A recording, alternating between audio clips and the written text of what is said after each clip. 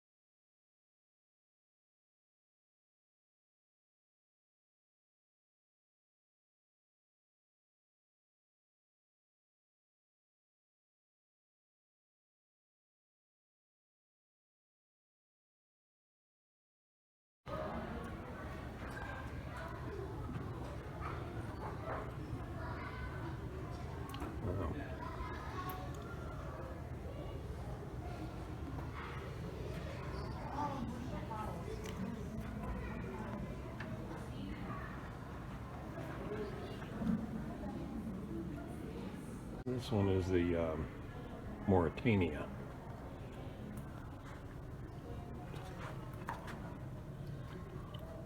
Get the whole look first.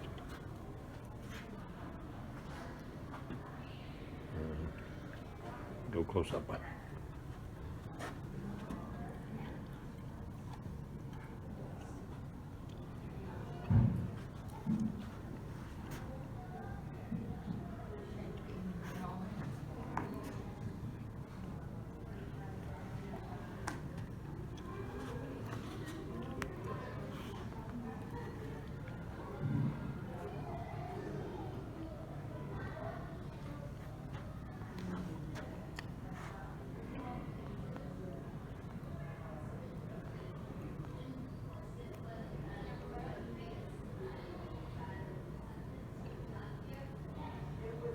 This one's a firefighting boat.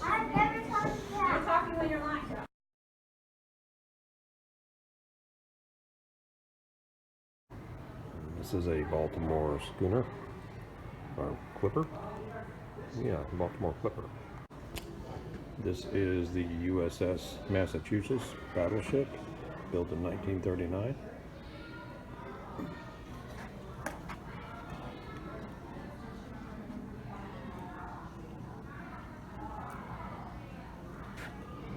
This is the SS El Sud.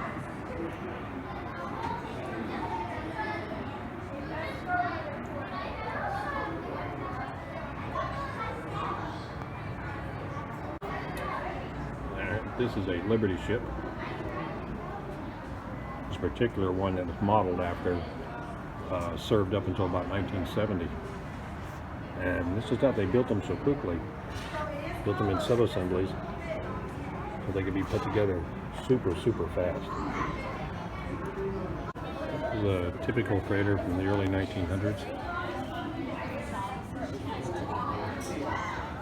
Very sensitive to the fact that there's already people on site. So we probably have to do something where we either like.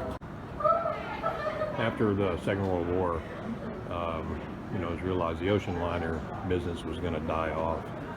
So they started building more cargo ships. And that's what this is. This is from like the late 40s or so. A lot of you probably seen these type of ships, the container ships. This one was from about the mid-70s. See them everywhere. This one's modeled after a Japanese ship that was built in about 1914 or so. And oddly enough, by a company in Nagasaki. This is a tanker from early 1920s. Of course, they would go on for quite a few years. And a lot of them went up in smoke during World War II. Another passenger ship, this one from about 1914. And the one this is modeled after, she actually sailed for about 20 years. This is another cargo ship from World War II. She was built about, the one that's modeled after was built about 1943 or so, and sailed for about the next 30 years. This is a modeled after a steamboat from the late 1840s, and this is what that engine would have looked like. Called the walking beam engine. This is the RMS Britannic, but not the sister ship of Titanic. This is that Britannic's predecessor. She was scrapped in 1903, and then of course the other Britannic took over. I like some of the posters.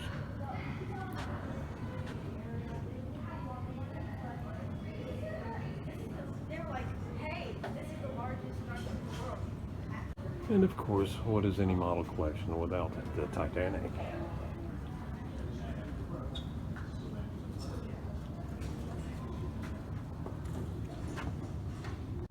More posters.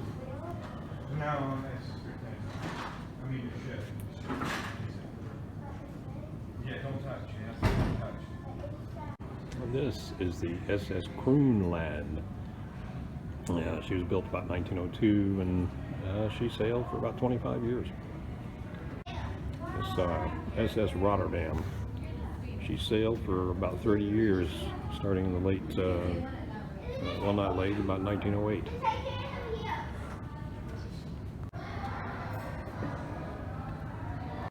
This is the SS Strathnaver, and she sailed for about 30 years.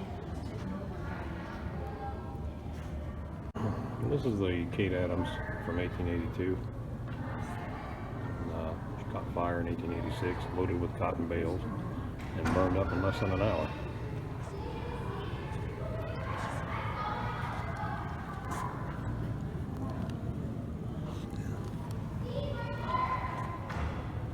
This is the Steamboat Jamestown, and she's built early 1900s, sailed 25-30 years. This is modeled after the SS President Hoover, and a sister ship had also President Coolidge. The Hoover, it ran aground in like 37 or so, and the Coolidge was sunk during the war, about 1942. This is a light ship from about 1875, and it's kind of like a lighthouse, except it would stand offshore in particular places with a light to mark, hazards, reefs, and you name it. They had them for other purposes too, but they would stay off. Nowadays, you won't see them. You'll see a platform if you see anything. One guy created this whole collection. He made them himself. You guys see this. First is this Egyptian seagoing vessel from about 1480 BC. Something else, man, good detail. Then he's got this Roman merchant ship.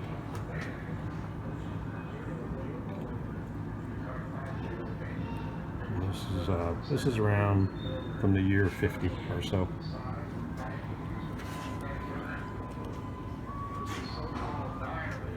And next is a flagship from the days of William the Conqueror, actually one of his. Amazing.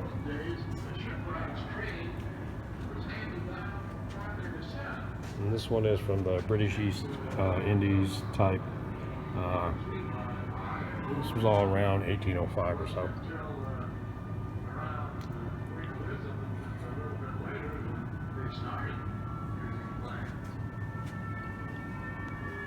And that Venetian galleys, I was fortunate on that to be put in touch with This is an American armed brig.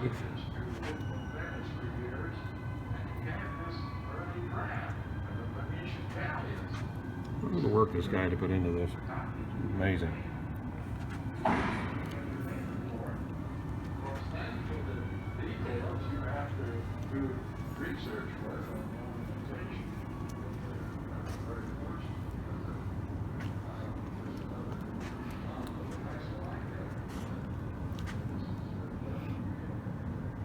This is a steamship from around 1840 or so.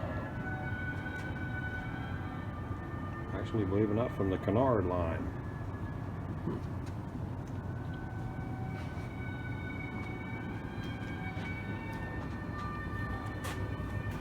This is the Pinta. And remember Nina Pinta Santa Maria? Speaking of Santa Maria, there she is.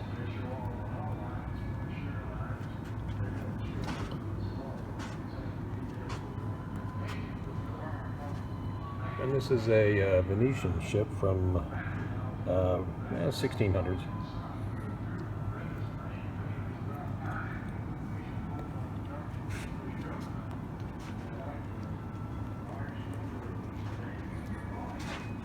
This is the guy that did all this, Augustine Crabtree. Looks like he was about 89 or so when he died. And these are some of the things he used.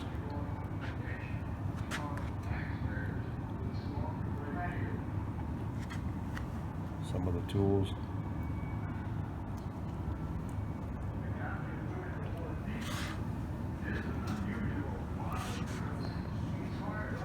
It's an English 50-gun ship from 1600s, and the detail on this is incredible. You got to see this up here. It's a magnifying lens they put in there. Look at this. That's just crazy. It's not a French galley from around late 1600s.